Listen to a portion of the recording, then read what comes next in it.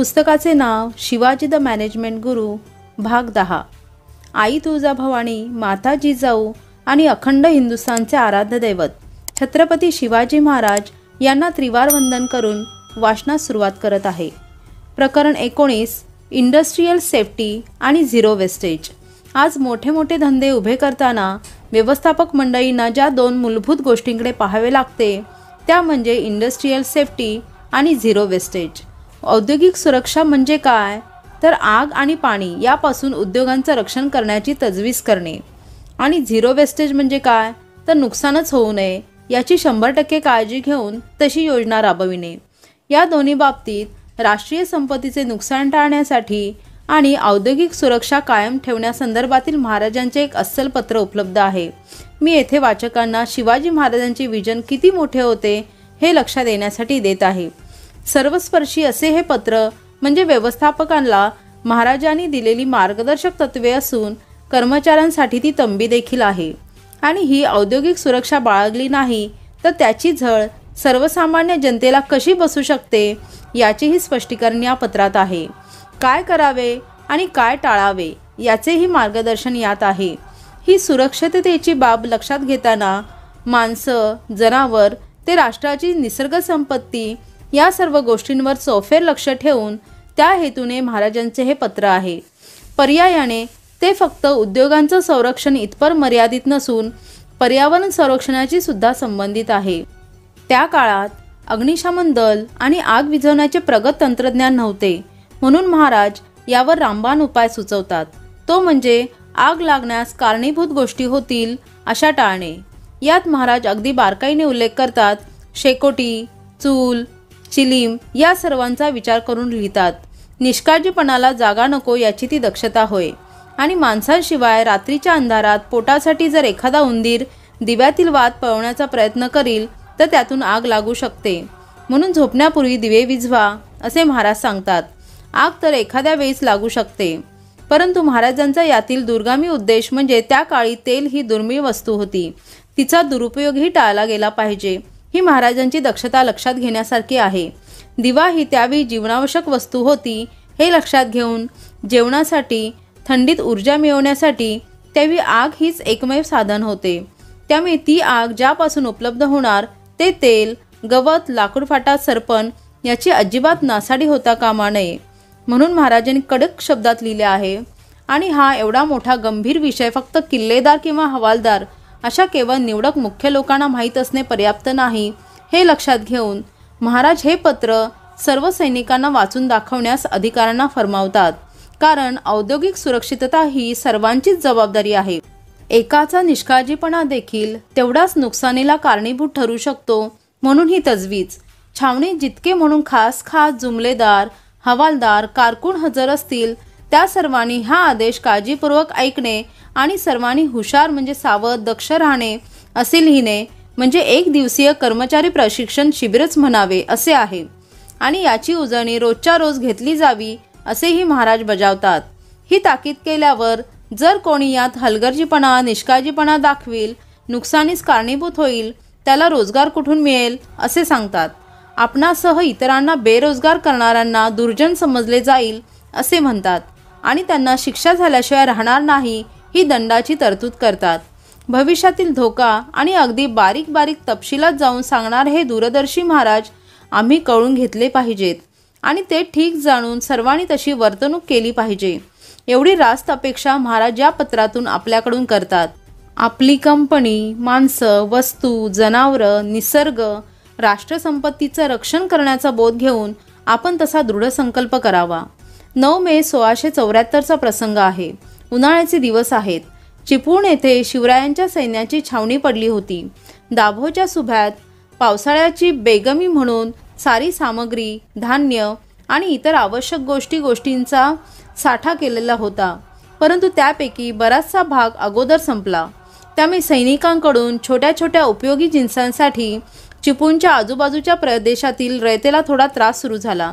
शिवरायांच्या हे कानावर येताच त्यांनी आपल्या लष्करी अधिकाऱ्यांना पत्र लिहून ताकीद दिली। त्या पत्राचा काही अंश पुढे दिला आहे। या उपरी तुम्ही मनात येईल तसा दाना, रोजचा खुराक, गवत मागाल, असेल तोपर्यंत धुंदी करून कशाची पर्वा न करता चाराल आणि सर्व सामग्री नाहीशी झाली म्हणजे मग काही पडत्या पावसात मिळणार नाही, उपास पडतील, घोडी मरावयास लागतील. याचा अर्थ घोडी तुम्ही मारली असा होईल आणि दाणा वैरणीसाठी आजूबाजूच्या प्रदेशाला त्रास देऊ लागाल. असे झाले म्हणजे सैन्यातले लोक गावात जातील, कोणी कुठल्याचे येथील दाणे, कोणी भाकर, कोणी गवत, कोणी लाकूड फाटा, कोणी भाजीपाला इत्यादी ऐवज घेऊन येतील आणि असा त्रास कुणबी लोकांना होऊ लागला म्हणजे जे काही कुणबी घर धरून आहेत ते केवळ उपाशी मरू लागतील. म्हणजे त्या लोकांना असे वाटू लागेल की मोगलांच्या धाडीपेक्षा तुमची धाड अधिक झाली. अशा लोकांचा तळतळाट होईल.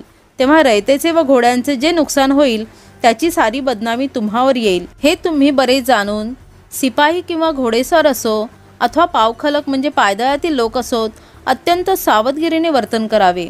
जे कोणी सैनिक लोक बागेत अथवा या प्रदेशात गावोगाव राहिले असतील त्यांना येथील रयतेला काडीचाही त्रास देण्याची गरज नाही. जेथे तुम्ही राहिला आहात तेथून बाहेर पडावयास तुम्हास गरज नाही. साहेबांच्या खजिन्यातून प्रत्येकाच्या पदरी वाटणी घातली आहे. तेव्हा अशा परिस्थितीत ज्याला जे हवे असतील ते म्हणजे दाणा, अगर ज्याच्याजवळ गुरेढोरे असतील त्यांना गवत हवे असेल, अगर लाकूड फाटा हवा असेल अथवा भाजीपाले आणि इतर वरकड जिन्नस हवे असतील त्याने बाजारात जावे आणि तेथे जे विकावयास येईल ते रास्त भावाने विकत आणावे. कोणावर जुलूम जबरदस्ती करू नये, भांडण तंटा करू नये. पोटासाठी जी सामग्री साठवली आहे ती सारा पावसाळा पुरवली पाहिजे. अशा पद्धतीने कारकून मंडळी दाण्याचा रोजचा खुराक देतील त्याचप्रमाणे घेत जावे. असे झाले म्हणजे उपास पडणार नाहीत आणि दररोज खावयास मिळत जाईल. आणि असे करीत असताना घोडी ताजीतवानी सशक्त होईल असे करावे.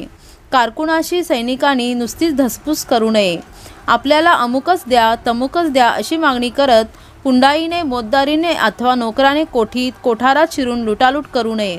हल्ली उन्हाळ्याचे दिवस आहेत. पागेचे लोक तेथे जागा धरून राहिले असतील किंवा राहतील. या लोकांपैकी कोणी आकट्या पेटवतील, कोणी भलत्याच जागी चुली मांडतील, अन्न शिजवण्यासाठी चरी खणतील, कोणी तंबाखू पेटवण्यासाठी आगी घेतील. यावेळी बाजूला गवत पडले आहेत याचा विचार ते करणार नाहीत. वारा लागेल आणि नकळत एकाएकी आग लागेल व काही दगाफटका होईल असे त्यांच्या मनातही येणार नाही. एका खणास अथवा जागेस आग लागली म्हणजे तिचा फैलाव होऊन सारे खण जळून जातील. गवताच्या राशीत अथवा बडमीत कोणीकडून जरी विस्तव जाऊन पडला, सारे गवत आणि जितके म्हणून गवताचे ढीग असतील ते एकामागून एक जळू लागतील. तेव्हा तुम्ही कुणब्यांच्या गर्दना मारल्या असे होईल. आणि कारकुनास कितीही ताकीद दिली तरी काही खण बांधण्यास लाकूड फाटा मिळणार नाही. एक खण सुद्धा बांधता येणार नाही. हे तुम्हा सर्वांना माहीत आहे. रात्रीच्या वेळी छावणीवर घ्यावयाच्या काळजीबद्दल महाराज पुढील सूचना करतात. तेव्हा वरील कारणास्तव सर्वांना बरी ताकीद द्यावी आणि तुम्ही स्वतः सर्व अधिकाऱ्यांनी अथवा कोणाच्या घरी रात्री दिवा जळत आहे आणि अचानक एखादा उंदीर येऊन पेटती वात पळवून नेईल अशा गोष्टी होणार नाहीत याची खबरदारी घ्यावी. आगीमुळे दगाफटका होणार नाही आणि खण आणि गवत वाचेल ते करावे. म्हणजे पावसाळ्यात घोडी बांधावी लागणार नाहीत, त्यांना खावयास घालावे लागणार नाही, कारण सगळी पागास नष्ट झालेली असेल आणि तुम्ही निष्काळजी राहिलात असा तुमच्यावर ठपका येईल. या कारणासाठी एवढ्या तपशीलवार तुम्हाला पत्र लिहिले आहे. छावणीत जितके म्हणून खास जुमलेदार, हवालदार, कारकून असतील तर त्यांना आज्ञापत्रातील तपशील काळजीपूर्वक ऐकवणे आणि सर्वांनी हुशार राहणे. वरचे वर रोजच्या रोज खबर घेऊन लोकांना ताकीद करू. या आज्ञाप्रमाणे ज्यांच्या हातून वर्तन घडणार नाही त्यात अंतर पडेल, ज्याच्या हातून गुन्हा घडेल आणि असे झाले म्हणजे मग रोजगार तरी कोठून मिळणार. अशा प्रकारे गैरवर्तन करणाऱ्याला दुर्जन समजले जाईल आणि त्यांना शिक्षा केल्याशिवाय सोडले जाणार नाही. हे सर्व ठीक जाणून सर्वांनी वर्तणूक करावी. प्रकरण 20. सुशिक्षित शिवाजी महाराज. शिवाजी महाराजांना शहाजीराजाने शिक्षणाची जी व्यवस्था केली होती त्याचा उल्लेख शिवभारतात आलेला आहे. मग तो गुणवान मुलगा 7 वर्षाचा झालेला पाहून हा लिपी शिकण्यास योग्य झालेला आहे असे शहाजीराजांना वाटले. त्यांनी त्या बुद्धिमान स्पष्ट उच्चार करणाऱ्या मुलाला अधिकाऱ्यांच्या समवयस्क मुलांसह गुरूंच्या मांडीवर बसविले. गुरुजी जो पहिले अक्षर लिहिण्यास सांगतात तोच तो दुसरे अक्षर सुद्धा लिहून ते दाखवित असे. सकल विद्यांचे द्वारच अशी जी लिपी ती सर्व गुरुने त्याला उत्तमपणे शिकवली, तेव्हा स्वभावताच बुद्धिमान, सुस्वभावी व अवर्णनीय प्रवाहाच्या त्या राजबिंड्या छाव्याला सर्व विद्यार्थ्यांमध्ये इतक्या लवकर लिपी शिकलेला पाहून गुरूंना खूप मोठा अभिमान वाटला. इसवी सन 1661 मध्ये शिवाजी महाराजांनी इंग्रजांची राजापूर वखार उद्ध्वस्त केली. कारण आपल्या सगळ्यांना माहीत असेलच, महाराज पन्हाळ्यामध्ये अडकल्याचे पाहून इंग्रजांनी पन्हाळ्यावर तोफा डागल्या होत्या. वखारीची झालेली नुकसान भरपाई मागण्यासाठी इंग्रजांनी 1 ऑक्टोबर 1673 रोजी जॉन चाइल्ड यांच्या घरी महाराजांचा वकील भीमाजी पंडित यांच्याशी बोलणी केली. तिथे जो युक्तिवाद झाला त्याबाबत इंग्रज काय म्हणतात ते पहा. या सर्वांवर आम्ही उत्तर दिले की जरी यांच्या धन्याला 4000 पॅगोडाहून अधिक काही मिळाले नाही असा युक्तिवाद त्याने केला असला आणि या प्रकरणी प्रेसिडेंट व काउन्सिल यांनी शिवाजीकडे नेमलेला नारायण शेणवी याला जिच्यात तपशील नोंदवला होता अशी एक जुनी वही स्वतः शिवाजी राजांनी दाखवली होती. म्हणून तो नारायण शेणवी याची साक्ष त्यांना अधिक काही मिळाले नव्हते असे आम्हाला पटवून देण्याकरिता काढीत असला आणि जरी हे महाराजांना राजापूरच्या वखारीतून 4000 पॅगोड्याहून अधिक किमतीची मालमत्ता मिळाली नव्हती हे खरे आहे असे मान्य केले, तरी शिवाजी राजांनी न्यायाच्या दृष्टीने आम्हाला पूर्ण नुकसान भरपाई देण्यास हवी. कारण त्यांनी राजापूर लुटले नसते तर कंपनीचे हे नुकसान झाले नसते. शिवाजी महाराजांच्या साक्षरतेबाबत इतर मंडळी काय म्हणतात हा प्रसंग आहे औरंगजेबाने शाहिस्तेखानाची स्वराज्य विरोधात नेमणूक केली त्यावेळची. राज्यकारभाराची व्यवस्था लावण्यासाठी महाराज ज्या हालचाली करत होते त्यावेळची. खाफिखान हा मोगल इतिहासकारही याबाबत लिहून गेलेला आहे. प्रवासात संभाजी महाराज थकून गेले तेव्हा शिवाजी महाराजांनी त्यांना अलाहाबाद येथे एका ब्राह्मणाकडे ठेवले. या ब्राह्मणाच्या दख्खनमधील नातेवाईकांचा शिवाजी महाराजांच्या वडिलांशी जवळचा संबंध होता आणि शिवाजी महाराजांच्या स्वतःच्या हस्ताक्षरातील पत्र मिळेपर्यंत त्या ब्राह्मणाने संभाजी महाराजांना स्वतःजवळ ठेवावे अशी सूचना शिवाजी महाराजांनी त्यांना दिली होती. त्या ब्राह्मणाचे नाव कवी कलश होते असे खाफिखानने म्हटले. आग्र्याहून महाराजांची सुटका आणि त्यानंतरचे हे भाष्य. त्यानंतर चिटणीस बखरीतील उल्लेख हा असा: जहागिरीत गेले, तिकडेच राहिले. जिजाबाई साहेब व पुत्राचे भेटीस फार दिवस झाले. 7 वर्षाचे वय झाले. त्यास अवलोकन करावे अशी इच्छा शहाजी महाराजांना झाली. 7 वर्षात सर्व विद्याभ्यास केला. बहुस्वरूपी करून सुंदर गुणवान लिहिणे, घोड्यावर बसणे, तालीमखाना, शस्त्रविद्या, तिरंदाजी करणे, बंदूक मारणे, शास्त्र अभ्यास यासही प्रारंभ केला. बोलणे व कल्पना चातुर्य बहुत ऐसे गुण श्रवण करून शहाजी महाराज बहुत उत्कंठित होते.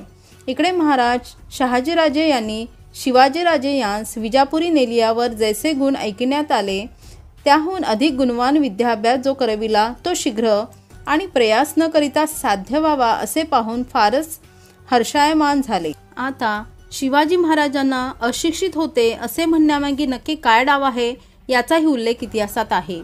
हेनरी रेंगविटन याला शिवाजी महाराजांनी सोनगड येथे कैद करून ठेवले होते. त्याच्या सुटकेबाबत इंग्रजांनी अनेकदा पत्रव्यवहार केलेला आहे.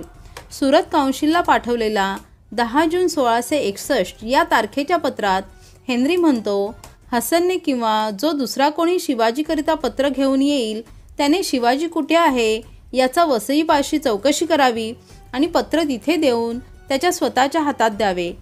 शिवाजी महाराजांना लिहिता वाचता येत होते म्हणून हेनरी असे म्हणतो, थेट पत्र महाराजांच्या हातात द्यावे आणि कारकुनाच्या हाती का देऊ नये तेही सांगतो.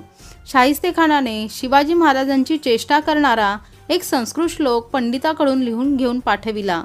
तेव्हा शिवाजी महाराजांनीही त्यावर प्रत्युत्तरादाखल एक संस्कृत श्लोक शाहिस्तेखानकडे पाठविला असे 91 कलमे बखरीत म्हटले आहे. या उपरही शिवाजी महाराजांच्या साक्षरतेवर जर काही विद्वानांना प्रश्न असेल तर त्यांच्या माहितीसाठी शिवाजी महाराजांना राज्याभिषेक करणारा गागा भट्ट आणि समकालीन कवी वामन पंडित यांनी पुष्कळ ग्रंथ लिहिलेले आहेत, पण हस्ताक्षरे मिळालेली नाहीत. कृष्ण ज्योतिषाने शिवाजी महाराजांच्या आज्ञेनुसार रचलेला कर्णकौस्तुभ ग्रंथ आहे, पण त्याचे हस्ताक्षर मिळालेले नाही. शिवभारत उपलब्ध आहे, परंतु परमानंदांचे हस्ताक्षर मिळत नाही. मोहम्मद आदिलशहा, दुसरा अली आदिलशहा, सिकंदर आदिलशहा, अब्दुल्ला कुतुबशहा, अबू हसम उर्फ तानकशहा या शिवाजी महाराजांच्या समकालीन सुलतानांचे हजारो फरमान आहे, परंतु त्यातील एकाचेही हस्ताक्षर मिळालेले नाही. मग ते काय सर्व निरक्षर होते का? शिवाय निजामशहा आणि मलिक अंबर यांचीही पुष्कळ पत्रे उपलब्ध आहे, परंतु त्यांचे हस्ताक्षर मिळालेले नाही. याबाबत वी.का. राजवाडे काय म्हणतात ते पहा. अगस्त्याच्या दस्तऐवजावर मराठे भोसले छत्रपती बहुत काय लिहिणे सुज्ञ अशी अक्षरे स्वहस्ताने लिहून लेखन समाप्ती करत असत. वरील सर्व मायना व मजकूर स्वामींच्या मुखवचनाप्रमाणे कारकुनाने किंवा मुत्सद्याने लिहावा व शेवटी विशेष अगस्त्य असल्यास बहुत काय लिहिणे सुज्ञ अशी समाप्तीची अक्षरे छत्रपतींनी स्वहस्ते लिहावी असा परिपाठ असे. सारांश बहुत काय लिहिणे या वाक्याने समाप्ती झालेली छत्रपतींची सर्व पत्रे व आज्ञापत्रे स्वामींच्या मुखवचनाप्रमाणे अक्षरशः कारकुनांनी लिहिले असून हे वाक्य स्वामींच्या खुद्द स्वदस्तूर आहे. पूर्वी काही विशेष प्रसंगी कागदपत्र, साक्ष इत्यादी पुरावे नसल्यास विशेष प्रकारे खटला चालवून निवाडा करण्याची पद्धत होती. त्याला दिव्य करून निवाडा करण्याची पद्धत असे म्हणतात. परंतु यासाठी सिंहासनावर बसलेल्या राजाची लेखी परवानगी घ्यावी लागत. अशा एका प्रकरणात शिवाजी महाराजांनी हातरोखा पाठविल्याचा उल्लेख आहे. हातरोखा म्हणजे राजाने स्वतःच्या हाताने लिहिलेले पत्र किंवा चिठ्ठी. फ्रेंचांना शिवाजी महाराजांचे एक ऑटोग्राफी लेटर आल्याची बातमी डचांना समजली होती. या आशयाचे शिवकालीन पत्र सारसंग्रह खंड क्रमांक 2 पत्र क्रमांक 1351 प्रकाशित आहे. या सर्व गोष्टी तुम्हाला सांगण्याचा मतितार्थ एवढाच की महत्त्वाच्या गोष्टीची नोंद करण्यासाठी कायम सोबत डायरी बाळगा. महत्त्वाची कागदपत्रे स्वतः वाचून हस्ताक्षर करा. हाताखालील माणसं कायम बरोबर काम करतील याची अपेक्षा असली तरी खात्री करून घेत चला. भाग 10 समाप्त. व्हिडिओ आवडल्यास चॅनलला लाईक, सबस्क्राईब आणि शेअर करा. व्हिडिओबाबत आपले मत कमेंट बॉक्समध्ये नोंदवा. धन्यवाद.